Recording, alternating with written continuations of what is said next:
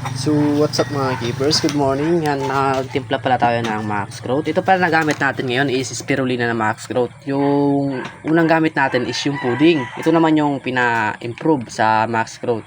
Yan o. Kaya kulay green na siya. Nung una kasi pudding yun eh. Yan o. Ito, green na. Yan. Spirulina. Sobrang solid ito oh. Bilis tumigas. Yan.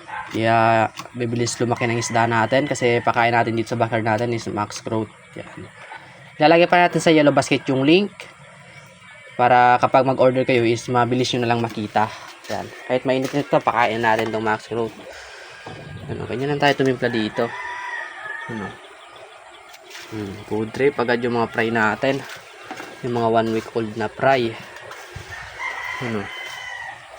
Then tatag ko na din yung sir, yung seller nito kung saan kayo pwede mag-order. Yan. Para makita nyo. Ano, mga fry natin. Food trip na naman sila ng spirulina. Pampahinhans ng kulay. Ayan, pampalakas ng metabolism. Yan. Yung ginagandaan dito. Yung isa is pang deworm. May deworm daw yun eh. Kaya yung mga isda natin dito is sobrang dami ng fry. Yan oh. Ito na yung biso of experience natin dun sa isang pudding by Max Growth yan oh. Sobrang dami ng fry. Plus dito pa oh. Ngayon lang ako nakakuha dito 70 plus. Yan oh. Sobrang dami niyan 70 plus na fry.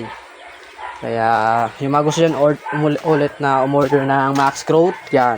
Lagyan na lang natin sa yellow basket yung link. Then itag na lang natin si sir para mabilis nyo makontak yung seller. Kaya isang bagsak muna.